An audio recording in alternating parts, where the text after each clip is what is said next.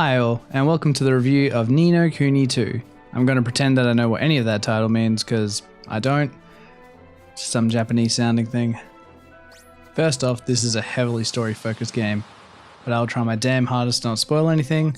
That being said, some of the game mechanics do give some hints of how the story will progress. So if you're interested in not being spoiled, then maybe go watch something else. Anything else even. I've already spent quite a lot of time with Ni No Kuni 2 now, and it's a great and enjoyable game.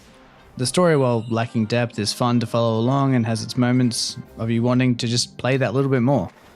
I'll cover over that in a bit more detail later. Combat is really good for a JRPG here. I myself am not one to play the turn-based combat that is usually found in these type of games, and when it's done in real time it's usually very bland and boring and not a lot of depth. That isn't the case with this game. The combat, while easy, is really fun.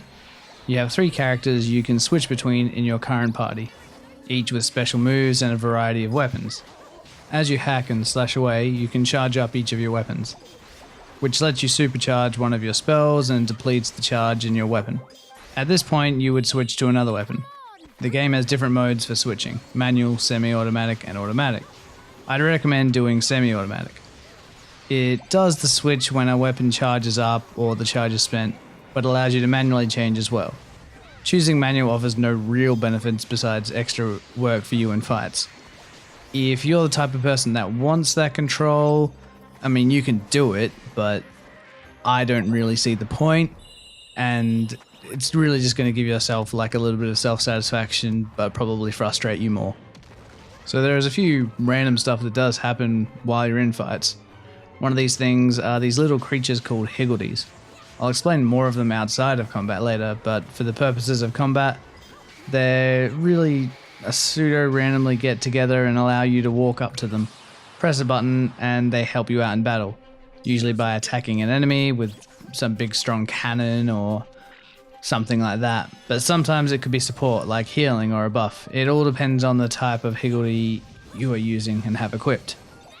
You do have ranged combat, but it isn't anything special, and really just lets you attack a few times. It doesn't do too much damage.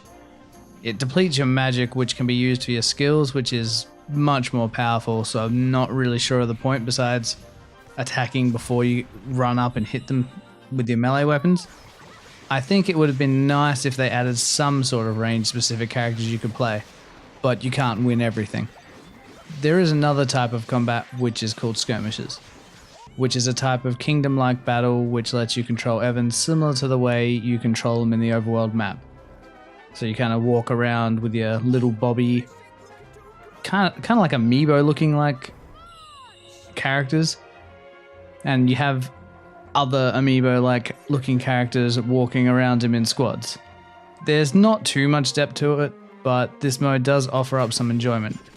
You yourself don't really do too much, and I believe it is intended that way, as it's meant to emulate you ordering your troops in a large-scale battle, sort of like the commander on the field. It works by moving your troops around you and letting them hit enemies while you just kind of watch. There are some abilities you can use during the skirmish mode, based on your troop types, but they don't offer too much. And in most cases, you are usually way stronger and can take out the enemy without having to use them. That is kind of the theme with this game and combat. Usually the higher level wins, and the game makes it easy for that to be you. Even when I was a lower level while I was playing, combat took a little bit longer, but it wasn't harder. So essentially I was hitting for less damage, or they had more health based on the level difference. It's kind of hard to tell, but it definitely wasn't more difficult. I guess my last bit on combat is that it can be really awkward. If you're doing an ability, trying to dodge or activating one of the higgledy groups, it feels very sluggish. When you are doing this from another animation, like there's an artificial timer after everything you do, it kind of sucks. It feels like you're being hamstrung while trying to fight, but overall it's a good feeling when you do connect everything up together. I mentioned before, there is a lot of weapons. I mean, there is so much. Inside combat and outside of combat, there is drops galore of items and weapons and healing and all those sorts of pickups. So if that's your thing, you'll like it. The items aren't as useless as other games as well, as in there's not items that have no use and just are literally meant to sell, like the trash items. Like many other games that are in the JRPG genre, most of the items you will pick up from battles, chests, more battles, splattered across the world will be used for crafting. What a surprise. While you do pick up lots of weapons and armor from battles and chests, you can craft more powerful ones with the crafting in your kingdom. Like I said before, the combat is easy enough, you probably don't need to worry about crafting, but it is nice and rewarding if you do.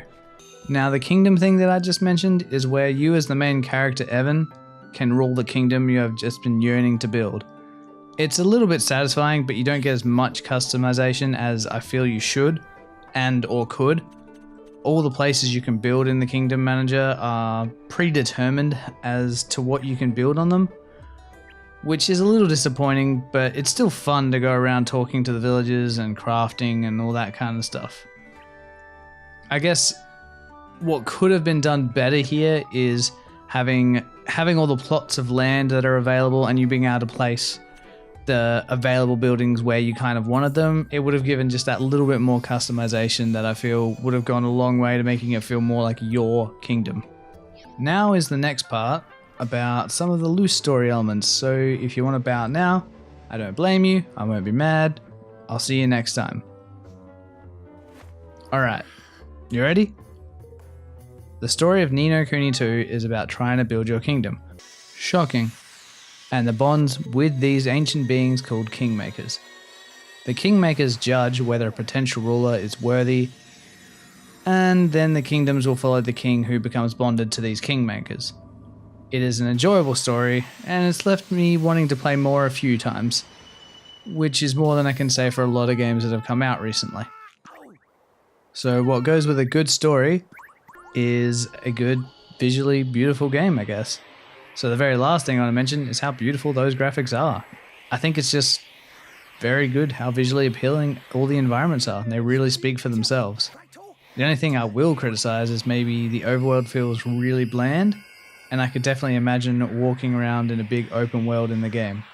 Kind of like the way we are in battle or in some of the smaller towns. But maybe that would have been too much walking, and kind of we've been oversaturated with big open world games. Overall, I am super pleased with the game. If it was a bit more challenging and had a little bit more depth, I think it would be a really solid title for this year. So I think it deserves an 8 out of 10. Great game, but has some room for improvements, but definitely surpassed where a lot of other games failed. Thanks for watching, and please be sure to check out some of our other videos. Or if you are feeling generous, subscribe and comment what you liked or didn't like about our review. And I hope you watch our next one.